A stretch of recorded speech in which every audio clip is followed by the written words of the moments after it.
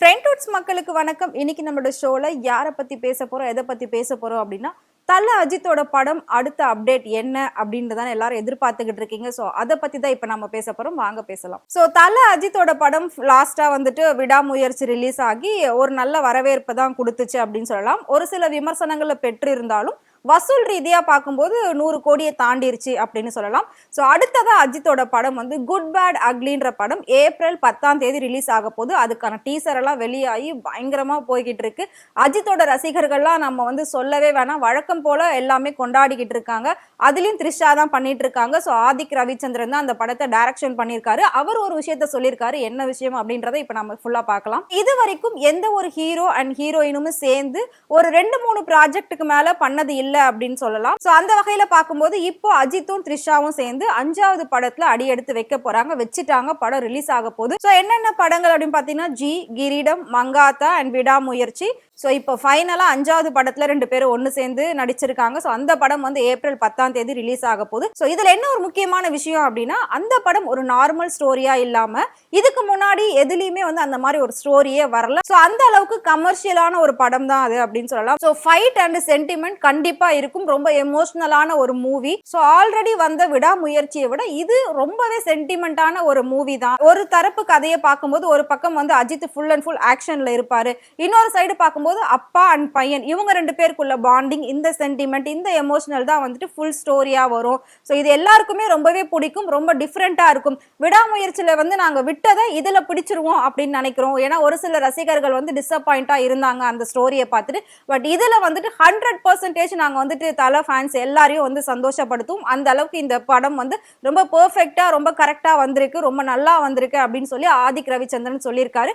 இன்னொரு விஷயம் வந்து சொல்லியிருக்காரு. என்ன அப்படின்னா, குட் பேட் அக்லி இந்த படத்தோட டைட்டில வந்து நாங்க வந்து வைக்கல, நாங்க வேற ஏதாவது ஒண்ணு வைக்கணும் அப்படின்னு சூஸ் பண்ணிக்கிட்டு இருந்தோம். பட் கதையில என்ன இருக்கு அப்படின்னா, ஒரு மனுஷன் வந்து மத்தவங்க வந்து நல்ல விதமா நடந்துக்கிட்டாங்கன்னா அவங்களுக்கு நல்லவனா இருக்கான், இதே அவங்க கெட்ட விதமா நடந்துக்கும் போது அக்லியா மாறுறான். இதுதான் வந்து அந்த படம்.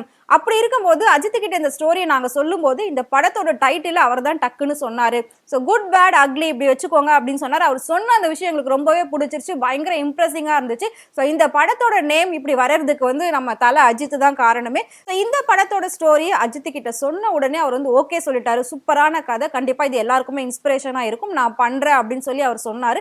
பயங்கர பிஸியா இருந்தாரு. கார் ரேசிங், அதோட ட்ரெயினிங், அது மட்டும் இல்லாம இதுக்கு முன்னாடி வந்த படங்களோட ஷூட்டிங் அப்படின்னு சொல்லி ரொம்ப பிஸியா இருந்தாரு.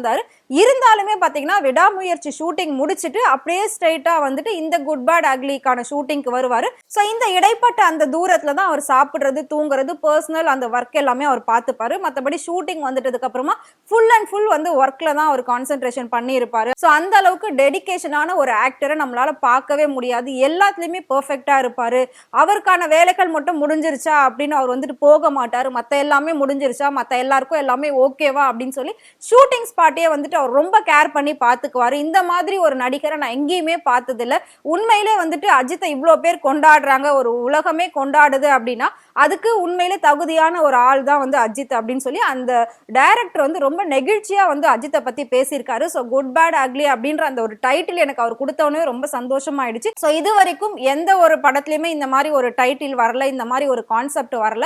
இது டோட்டல் டிஃப்ரெண்டா இருக்கும். ஸோ ரசிகர்கள் ஆகிய உங்க எல்லாருக்குமே இது ரொம்ப பிடிக்கும் அப்படின்னு நினைக்கிறேன்னு சொல்லி ஆதிக் ரவிச்சந்திரன் ஒரு இன்டர்வியூல பேசியிருக்காரு. சோ அந்த படம் ஏப்ரல் 10 ரிலீஸ் ஆக போது. டீசர் வெளியாகி ரொம்ப பெருசா போய்கிட்டு இருக்கு. சோ அஜித் ரசிகர்களுக்கெல்லாம் அடுத்த ஐ ட்ரீட் வந்து ரெடி ஆயிடுச்சு. சோ எல்லாருமே வெயிட் பண்ணிட்டு இருங்க. எல்லாருமே தியேட்டர் போயிட்டு மூவி பார்த்துட்டு நல்லா என்ஜாய் பண்ணுங்க. சோ அதே மாதிரி உங்களையும் நீங்க வந்து சேஃபா பாத்துக்கோங்க. இது அவர் சொல்லல, அஜித் சொன்ன வேர்டு அப்படின்னு அவர் வந்து சொல்லியிருக்காரு. சோ ஏன்னா ஏற்கனவே ஒரு இன்டர்வியூல அஜித் வந்து பேசியிருந்தாரு, அந்த கார் ரேஸ் வின் பண்ணிட்டு பேசியிருந்தாரு, நாங்க நல்லா இருக்கோம், நாங்க வாழ்ந்துட்டு இருக்கோம், நீங்க எப்போ வாழ போறீங்கன்னு சொல்லி ஒரு இன்டர்வியூல வந்து அஜித் பேசியிருப்பாரு. அதை வச்சு ஆதிக் ரவிச்சந்திரன் வந்து இந்த மாதிரி ஒரு வார்த்தையுமே சொல்லியிருக்காரு. ஸோ நீங்களும் வந்து ஹாப்பியா இருங்க, சேஃபா இருங்க அப்படின்ற மாதிரி அந்த டைரக்டர் ஓப்பன் டாக்கா ஒரு இன்டர்வியூ கொடுத்திருக்காரு. ஸோ உங்களுக்கு தல அஜித் பிடிக்கும், அவரோட படத்துக்காக நீங்க வெயிட் பண்ணிட்டு இருக்கீங்க அப்படின்னா மறக்காம கமெண்ட் பாக்ஸ்ல கமெண்ட் பண்ணுங்க. இதே மாதிரி சினிமால நடக்கக்கூடிய நிறைய சுவாரஸ்யமான விஷயங்களை நீங்க தெரிஞ்சுக்கணும் அப்படின்னு நினைச்சீங்கன்னா மறக்காம ஃப்ரெண்ட்வுட் சேனலை ஃபாலோ பண்ணிக்கோங்க.